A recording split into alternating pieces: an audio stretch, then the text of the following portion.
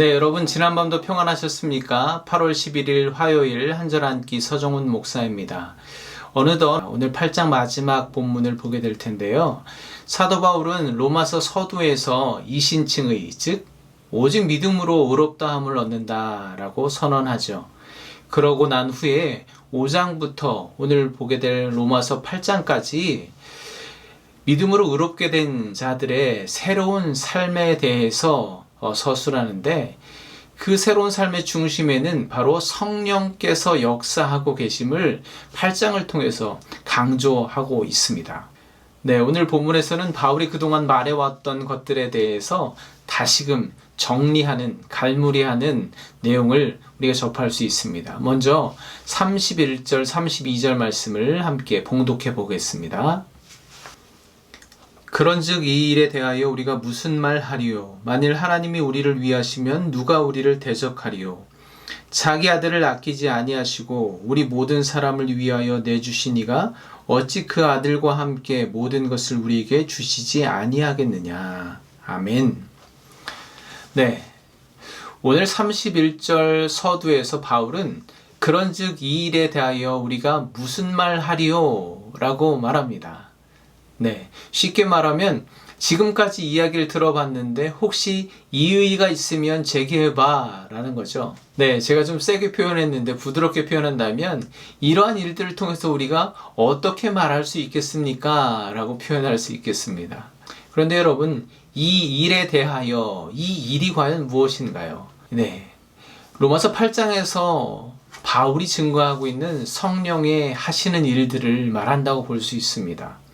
먼저는 예수 안에 있는 생명의 성령의 법이 죄와 사망의 법에서 우리를 해방하신 일, 또 양자의 영을 받아 하나님을 아빠 아버지라 부르고 상속자가 된 일, 또 성령께서 우리 연약함을 아시고 탄식하시며 중보하시는 일, 하나님께서 사랑하는 자들을 위해 모든 것을 합력하여 선을 이루시는 일, 이러한 일들, 하나님께서 성령을 통해서 우리에게 이러한 일들을 행하셨는데 혹시 반박할 수 있으면 해봐.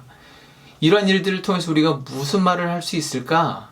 네, 그만큼 하나님의 사랑을 확신하고 있는 것이죠. 바울은 이제 몇 가지 질문을 통해서 그동안의 이야기를 정리하려고 하는데, 그 중에 첫 번째 질문입니다. 31절 후반부에 있는 질문인데요.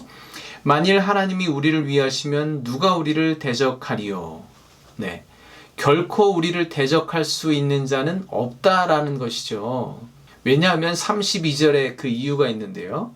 자기 아들을 아끼지 아니하시고 우리 모든 사람을 위하여 내주시니가 어찌 그 아들과 함께 모든 것을 우리에게 주시지 아니하겠느냐. 아멘. 지금 이 편지를 읽고 있는 로마 교회 성도들을 비롯한 초대교회 성도들은 사회적인 핍박과 고난 가운데 신앙을 지켜내야만 했습니다. 그러나 바울은 걱정하지 말아라. 하나님께서 우리의 편이 되어 주셔서 우리를 위하시는데 누가 우리를 대적하겠느냐? 라고 그렇게 확신 있게 선언하고 있습니다. 여러분, 오늘 이 말씀을 우리에게 어떻게 적용해 볼 수 있을까요? 우리는 지금 초대교회 성도들이 당했던 그 사회적인 핍박과 고난을 직접적으로 당하는 경우는 많지 않습니다. 그러나 한편으로 세상 속의 그리스도인, 세상 속의 교회의 모습을 생각해 보면 그때와 별반 다르지 않을 것 같습니다. 사탄은 여전히 역사하고 있기 때문이죠. 여러분, 그러면 우리가 지금 대적하고 있는 것은 무엇이 있을까요? 물론 각자 다 다르겠지만 사탄은 바울 당시나 지금이나 여전히 하나님의 교회와 성도들을 무너뜨리려고 갖가지 시도를 하고 있습니다. 그래서 사탄은 우리로 하여금 하나님을 오해하게 만듭니다. 물질적으로나 육체적으로 갑자기 내 형편이 어려워지고 또 곤두박질 치고 그러면 하나님이 정말 살아계신 건가? 하나님이 정말 나를 사랑하시는 건가? 라고 오해하게 만듭니다. 교회와 교회 지도자들이 도덕적 윤리적으로 타락하는 모습을 통해서 세상 사람들로 하여금 이 땅에 교회가 세워져 있는 목적을 의심하게 만듭니다. 사탄은 이러한 방법으로 우리를 대적합니다. 그러나 바울은 오늘 확신하며 말합니다. 하나님이 자기 아들을 아낌없이 내어주실 정도로 우리를 사랑하신다면 지금 우리의 현실을 방관하실 리는 없다는 것이죠. 그러면 여러분, 우리가 누구도 나를 못 이겨 하고 목을 뻣뻣이 세우고 그렇게 다녀야 되겠습니까? 네, 그러면 안 됩니다. 오늘 바울은 아주 중요한 한 가지 조건을 붙이고 있습니다. 그 조건이 무엇입니까? 그것은 바로 아들과 함께라는 말입니다. 아들과 함께. 우리가 어떤 형편, 어떤 상황에 있든지 어떤 대적들로부터라도 우리를 승리케 하실 단 하나의 조건, 그것은 바로 아들과 함께 할 때입니다. 저는 오늘 이 말씀을 묵상하면서 오뚜기가 생각났습니다. 예, 오뚜기 아시죠? 오뚜기는 그 밑바닥 중심에 추가 들어있어서 넘어져도 일어나고 쓰러뜨려도 일어나고 하는 게 오뚜기죠. 근데 좀 엉뚱한 질문이긴 한데 여러분, 오뚜기는 처음에 만들어질 때 넘어뜨리기 위해서 만들어졌을까요? 일으켜 세우기 위해서 만들어졌을까요? 제 생각엔 둘 다 넘어뜨려도 일어나게 하기 위해서 만들어진 것 같습니다. 오뚜기는 넘어지는 만큼 일어납니다. 쓰러지는 만큼 다시 일어섭니다. 남녀노소를 불문하고 오뚜기가 쓰러졌다고 슬퍼하는 사람은 한 사람도 보지 못했습니다. 오히려 기뻐합니다. 왜냐하면 다시 일어날 걸 확신하기 때문에 그렇습니다.